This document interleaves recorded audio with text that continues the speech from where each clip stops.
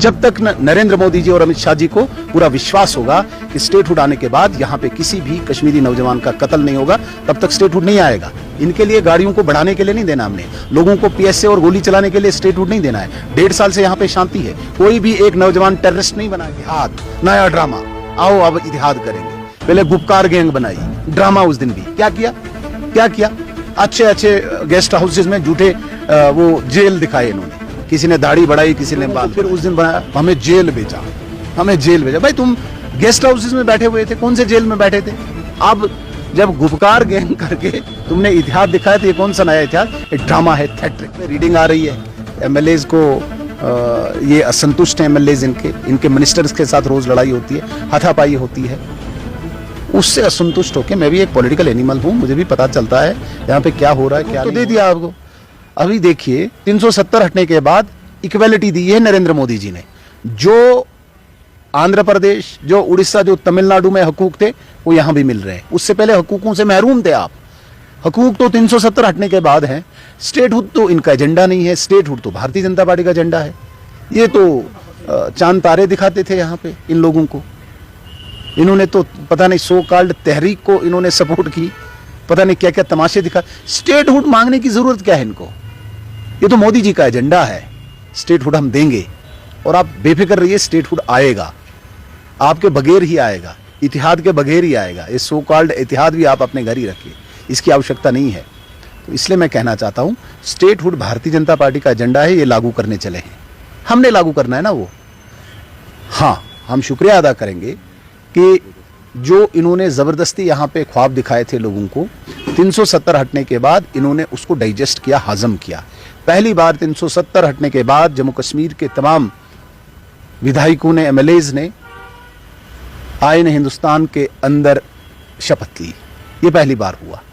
तो यही हमारा एजेंडा था, ये इन्होंने लागू कर दिया। अब ये इन्होंने एक्सेप्ट कर दिया जो हम कह रहे थे। अब सवाल ये पैदा होता है कि ये चले अब स्टेटहुड के लिए।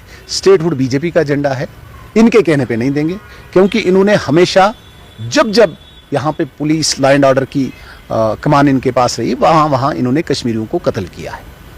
1989 से आप अभी तक देखिए, सब ताकत इन्हीं के पास थी। यूनिफाइड कमांड के हेड भी यही थे।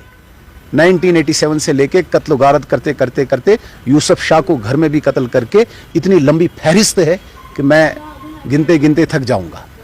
और यही सरकार है जिन्होंने छोटे छोटे बच्चों को कत्ल करके होम डिपार्टमेंट के हेड होने के नाते कोर्ट में एक हलफनामा दायर किया था कि ये 12-13 साल के बच्चे ड्रगिस्ट थे जब इन्होंने उनको मारा था। आज भी आप उमर अब्दुल्ला साहब का हलफनामा लाइए as a home minister of Jammu and Kashmir, जब इसने तुफेल मुत्तू और वामिक जैसे बच्चों को मारा था, उसके बाद इसने कहा कि ये ड्रगिस्ट थे और इन पे गोलियां चलाई क्योंकि ये वेजिंग वार अगेंस्ट कंट्री यूएपीए में शामिल थे।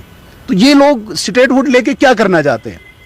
फिर कश्मीरी नौजवानों का कत्ल करना चाहते हैं।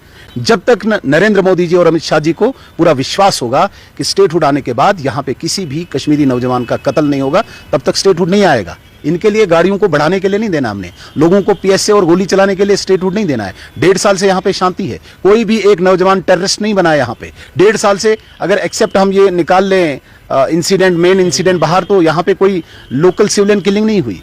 इनके दौर में देखें, आप अपने दिल पे हाथ रख के कसम खाएं, अगर 1.5 साल से इनके पास सारी ये चीजें होती, कितने कश्मीरियों का कत्ल होता अभी तक, कितने लोगों को पीएसए लगाया इन्होंने।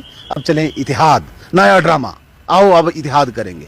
पहले गुपकार गैंग बनाई, ड्रामा उस दिन भी क्या किया, अच्छे गेस्ट हाउसेज में झूठे वो जेल दिखाए इन्होंने, किसी ने दाढ़ी बढ़ाई, किसी ने बाल बढ़ाए। 5 स्टार से खाना आता था। जेल इनने देखिए कभी लोगों को, फिर उस दिन बनाया हमें जेल भेजा। भाई तुम गेस्ट हाउसेज में बैठे हुए थे, कौन से जेल में बैठे थे? अब जब गुपकार गैंग करके तुमने इतिहास दिखाया तो ये कौन सा नया इतिहास? एक ड्रामा है, थिएट्रिक से टोटल। तोड़ू, मुझे जरूरत ही नहीं सरकार तोड़ने की। बयान में जो यहाँ पे जो थर्मामीटर पे रीडिंग आ रही है, एमएलएज को ये असंतुष्ट हैं एमएलएज, इनके मिनिस्टर्स के साथ रोज लड़ाई होती है, हाथापाई होती है। उससे असंतुष्ट होकर मैं भी एक पॉलिटिकल एनिमल हूं, मुझे भी पता चलता है यहाँ पे क्या हो रहा है, क्या नहीं हो रहा है। सबको पता है कि इनके एमएलए जो हैं वो असंतुष्ट हैं, आपस में लड़ते हैं, भिड़ते हैं। तैयारी है इस जहाज को डूबने की, बस इंतजार है वो घड़ी कब आएगी। लेकिन सुनील शर्मा को कोई जरूरत ही नहीं सरकार गिराने की। मोदी जी का जो एजेंडा था वो लागू हो गया। मुझे बताओ ना, हमने क्या करना था आके? ये 370 हटा के जो कानून भारत के हैं वो लागू करने थे, वो तो हो गए इन्हीं के दौर में। अब हमने इससे ज्यादा क्या करना है? मीटिंग बुलाई गई है। मीटिंग कल की जो है ये मीटिंग नहीं, ये फ्लोर टेस्ट है। उमर अब्दुल्ला साहब हर महीने फ्लोर टेस्ट किया करेंगे आउटसाइड द असेंबली, अन्यथा फ्लोर टेस्ट असेंबली में होता है, नो कॉन्फिडेंस मोशन आता है, इसको ख्वाब में नो कॉन्फिडेंस आता है, फिर एकदम सुबह लेटर जारी करता है, नहीं क्या मेरे एमएलए वहीं पे हैं, इंडिपेंडेंट को भी बुलाओ, एलाइज को भी बुलाओ, गिन के, याद रखना ये सिर्फ वहां पे गिनेंगे, आप भी हो, आप भी हो, आप भी हो, झूठी तारे दिखाएंगे, ड्रामे करेंगे, रोना रोएंगे, डांस करेंगे, भजन गाएंगे, नमाज पढ़ेंगे, अंदर ही जो फार्मूला एमएलए पे फिट बैठे उस फार्मूले से चलाएंगे। और इनके पास कुछ नहीं है, कोई एजेंडा नहीं बैठक का, सिंगल एजेंडा है फ्लोर टेस्ट। अगले महीने फिर करेंगे, याद रखना। कांग्रेस को नहीं